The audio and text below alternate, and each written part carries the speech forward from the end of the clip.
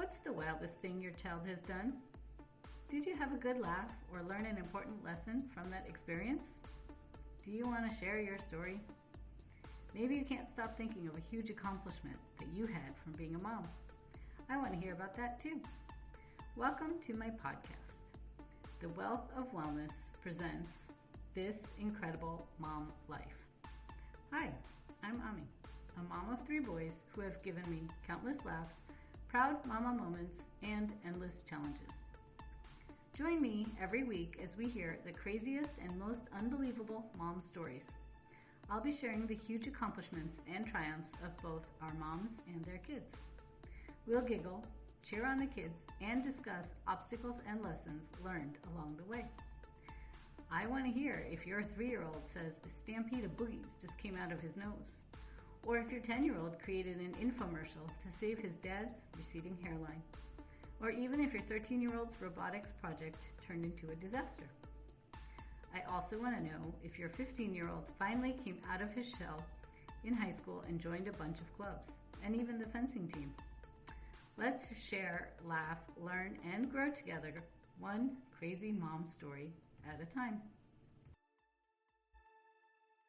Welcome to today's episode. Now, normally I introduce myself as Ami, but today I'm going to say this is Amy D squared because I have a super mom guest with me. Amy D Grossa is an educator and transpersonal life coach, a certified clinical hypnotherapist, Reiki Master, associate professor of Spanish, and a mother of 4 amazing adult children. Amy is a practitioner and student of meditation, mindfulness, breath work, dream work, sound healing, subtle energy, embodiment practices, and metaphysics. Her own healing journey has led her on a spiritual awakening path that has been life-changing, transformative, and heart-opening. As a life coach, she empowers her clients to lead their most intentional and inspired life. Amy serves clients who are experiencing transformational phases in life, in relationships, career, family, or spiritual areas. Amy specializes in heart-centered transpersonal coaching that focuses on guiding clients to identify and capitalize their inner strengths, creating possibilities and intentional living practices. Welcome to the show, Amy. Thank you. Thank you for having me. Of course, it's so nice to have you here. Now, for those of you who don't know, we were both on Amy's podcast a few days ago, so go check that out. And I'll tell you where in a few minutes. But Amy, share who you are mom to. Mm-hmm. So I am the mother of 4 incredible children. They are grown. I have a 39-year-old daughter, a 35-year-old son, a 31-year-old daughter, and a 28-year-old daughter. And they're all independent, of course, and professionals and living on their own. So they're no longer living with us, but we're very proud of them. Nice. And once a mom, always a mom, no matter how old your kids are, right? So that's right. And soon to be a mom. My oldest is expecting. Congratulations. So tell us, I'm sure even as adults, your kids give you crazy stories. So tell us a story, crazy mom story. So I had a really hard time narrowing down just to one because I have 4 kids and they all have their own unique stories that come with them. And the one I think I have to say, our son, when he was little and still is till this day, a very curious human. And his curiosity has always gotten him a little bit off the beaten path, if you will. And so one of the stories that I thought that I would share today has to do with when I was actually pregnant with my 3rd child, my daughter. And we had just moved into a new house. And I was coming home from work. And we had a nanny that was taking care of the kids. And it was a temporary situation. And I'm driving down the street, and this is at the end of the day, and I'm coming home expecting to, see my kids when I get home. But before I get home, on the corner, at an intersection just before we get to my house, I see a woman standing there, and she's holding a child who's crying in her arms and seems to be very uncomfortable, wiggling and everything. And I did one of these double takes, and I'm like, wait a minute. Uh-oh, what? It was my son. Oh no. Yes. So there was this woman who I'd never met. She lived in my neighborhood, but it was my very first time meeting her. I get out of my car and I'm like 9 months pregnant, pretty much. And I get out and I'm like, excuse me, this is my son. Why are you holding my son? Oh no. And she went on to explain, she said, I found him wandering in the street a block away. And I said, what? And so I started panicking. Well, as I grabbed my son and thanked this woman profusely for finding him, and she had come around the block. Because he was 2 years old, he didn't know how to say where he lived, right? So she was walking around, I guess, to see if she could find the adult that went with this little person. And as I grabbed him and I put him in my car, I could see the nanny taking my other daughter and putting her in a car in front, like, because I was a block away. And I was like, oh, she's going to look for him, right? So you can't imagine all the things that go through your mind when you see a stranger in the middle of the street holding your son, right? So there we are. I'm driving and I'm trying to catch up with a woman, and she's driving around the block, obviously looking for my Oh son. my goodness. And I finally catch up to her and I pull up next to her to try to get her to stop. And I'm like, Marie, Marie, I'm like, uh, what are you doing? I have Paul, I have our son. And she's like, why did you take him? Why didn't you tell me you had him? I'm like, oh, wait a minute. You don't understand. I said, let's go back to the house and we need to have a conversation. Yeah. And needless to say, she didn't stay with us for much longer. I wonder why. Yes, so we wound up having Uh, to hire another nanny. But, one of the things that I know to be true in my heart, it was hard leaving kids and starting a new job because I started this new job while I was pregnant. yep. And here I was getting ready to give birth to our third child, and we had moved to a new home.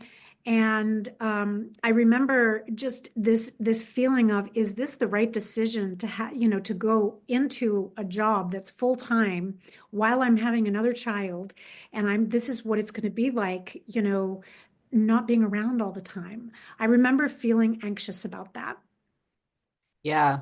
Maybe a little mom guilt too. Yeah, and a lot of mom guilt. I Yeah. had for the next 3 years because we had just moved into this house and I had to stay in this job. We needed the income. It was our first Yep. home. And so I went off to work, but we had found another nanny who was actually fantastic. She was really amazing. And then after 3 years or so, it just got to the point where I started, and I knew from that day, even before I went back to work, I knew I wanted to be home with my kids. And I felt really torn between having to go to work, and it was a job I loved, but it was, and a job I needed, but having to leave my kids behind. So I think it's a real challenge for women who want to be with their kids, but also have to work. And but I really did, after those 3 years, I really did follow my gut, and I just quit, and I stayed home with my kids for 7 years. So. Nice. Me too. I was a stay-at-home mom for 9 years. Mhm. So what did you learn from that experience and your career choices, your life choices? I think priorities. I think the most important thing that the greatest gift that I could give my children was my presence. And even though I wanted a career too when I was young, um, and it was a real pull, it was a real tug of war. I think in that moment it was that feeling divided, feeling like I belonged home and I really wanted to be at home, but couldn't at the moment, or felt like I couldn't. Of course I could have, but I didn't think I had a choice. And since then, I think I have learned that you always have choice. And I think it taps into what I do, quite frankly, is helping other women understand you always have choice. Yes. So tell me a little bit about, I mean, I think we talked about it, but how your children have helped you get through life transitions like this. Mhm. Kids have a natural curiosity about them and an ease. Especially when you have four of them, I used to call it organized chaos.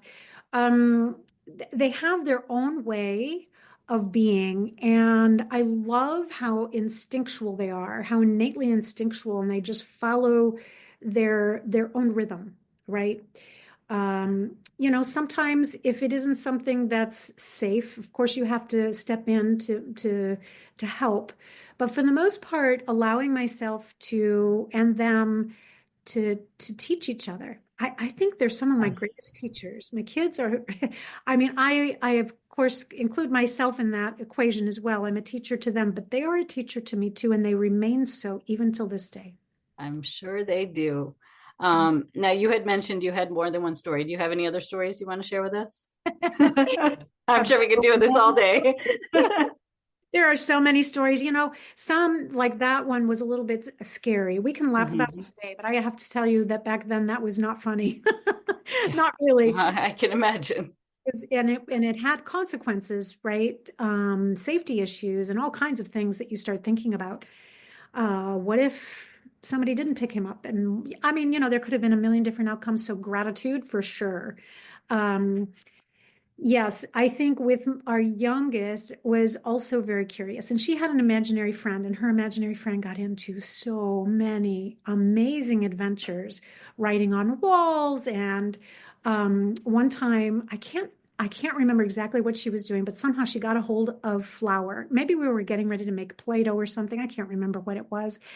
But I was busy in the kitchen prepping things, and she took the bag of flour and dumped it all over herself. She was Oh, covered from head to toe in white flour. And all you could see were just like these little slits for eyes that were like flashing from time to time. And my mother happened to be with me. And I mean, we lost it. We were just laughing hysterically. I mean, it took me forever to clean this up. And then it occurred to me, how am I going to clean this? Right. So I went and got mhm. a vacuum, and her hair Oh my. was got electrified, and it just stood straight up on end. Oh, goodness. So that was a great source of entertainment and laughter and delight. And she would blame everything on her imaginary friend Kusa. Kusa did it, Mama. Of course. And you can't make these kind of things up. um, all right. So tell us a little bit about what you do now as a coach. Okay. So, as a transpersonal coach, it's really my heart's desire to guide women who are going through some form of transition in their lives, and that could very well be a life transition career-wise. It could be a relationship change. For instance, if they're going to be single to becoming married, or married, becoming separated or divorced, widowed, any kind of major transition in relationship. In addition to career changes, I think I mentioned that, or moving. Somebody could be moving. I have moved extensively in my life, and moving can create a lot of uncertainty, as do a lot of other forms of transformation or transitions in life. Yeah, of course. Mm. Do you have any tips for any moms who are going through a transition period right now? Yes, absolutely. I think staying open to listening to our children, for example, is really important. And remaining a little bit objective to, and what I mean by that is observing rather than interfering with the process. What I have learned, perhaps one of the greatest lessons that I've learned, is that if I stand in the way of a choice that my child makes, they may not learn the lesson that they are in the process of learning about. And that often includes like natural consequences of things. When they're little, you can do that a little bit with, well, if they walk outside and they don't bring a coat with them, they're going to be cold. I see it both ways. You don't want to necessarily allow or you don't want your child to suffer. And yet, being able to navigate the consequences or the natural consequences of different things can be a gentle way if you're right there with them, you know. Definitely. Uh, I'll just share a mom story that I had this morning. My teenager, um, he went to a competition last week, so he missed a couple days of school, and he's trying to catch up on work. So this morning at 3 a.m., I see the light on in his room, and I'm like, I go in there, he's dressed, ready for school. I'm like, what are you doing? I have to finish my project. I'm like, but it's 3 a.m. Like, you need to sleep. He did not Mhm. go back to sleep. Yeah. And so I told him, I said, you have a test today. And if you come home complaining that you made a silly mistake, Mhm. like, that's on you now. Yeah. I know. It's so Yeah. crazy. So what advice can you offer to somebody who feels lost and confused about her future? Mhm. So I think what I would really want my client to know is, first of all, that she's not alone. I also want her to know that she really truly does have everything she needs within her own essence to tap into her own strengths and her wisdom, and that we can work together to explore how she might be able to align to her true purpose. And I think, particularly when someone is feeling lost, my experience has been that it has something to do with not having a clear vision of what's possible. And it doesn't mean that they don't know how to do it, because that's in that they already do. I believe we all do. It's a matter of tapping in, coming back into our heart to be able to find the answers. And so I like them to, first of all, identify their strengths, their character strengths, and understand how that their innate strengths and their inner wisdom is guiding and informing their decisions right now in this present moment. And from there, we can tap into maybe looking at what they would like to work on in the, how they want to feel in the future, but also what is important to them in a moment. So I have this activity that I use with them that I'll share with you. I think it's a really wonderful exercise of reflection, self reflection. It involves three questions. The first question is, what do you want? The second question is, what are you willing to get that? And the third one is, what experience are you looking for? And it's a repetitive exercise between the client and myself. And I ask the questions over and over again, and they write their answers down. In the end, it's an exercise that lasts 10 or 15 minutes. And after a while, they get a whole list of common and threaded meaningful words, if you will. And so then I have them reflect and extrapolate those words to put together a little mission statement about, come up with an idea Nice. how, it is or what it is that they truly want, because these are the things that live in our subconscious. Yes. And that's how we access. That's one of the ways in which we access those deep desires. So, That's pretty cool. I like that idea. yeah. So, if anyone is feeling stressed out during a time of transition, please go and check out Amy's podcast. It's called Into the Heart, and her voice is so calming and her meditations are so relaxing. I use it myself. So, thank you. um, all right. Well, share how people can get in touch with you if they liked what you heard. They said what you said, and they want to get in touch with you today. Of course. I have a website. It's pathways2purposecoaching.com. You can email me directly, Amy at pathways2purposecoaching.com. And I also have an Instagram handle. It's Pathways to Purpose Life Coach. And I have a free workbook that I'm working on, and I would be happy to email it to anyone. If you want to just email me at amy at pathways2purposecoaching.com. It's called Awakening to Your Inner Power, and it's all about identifying your strengths and your desires and your intentions. And it's a beautiful guide, and I'm very proud of it, and I'd be really happy to share that. That is awesome. And I will put all your links into our show notes. Do you have any last words for us, or I always say, you have everything you need within you, and listen to your heart. It's very wise. that is right on point? Thank you so much, Amy, for joining me today. I hope everyone has learned that you already have what you need in any transition that you're in. And if you need help finding it, go find Amy. Thank you. Are you struggling to be the best mom you can be? Are you fatigued, overwhelmed, and stressed out? Are you losing precious time with your family because of PMS? If so, join my signature 12-week program. the Vibrant Women Project, and you will be a much happier mom. In just 3 months, you will learn how to eliminate your symptoms of PMS, increase your energy, reduce stress, and fully enjoy this incredible mom life. Thanks for listening to today's episode. I hope you learned something from these stories. If you enjoyed this show, please make sure to subscribe, rate, review, and share this podcast. It really helps this show grow.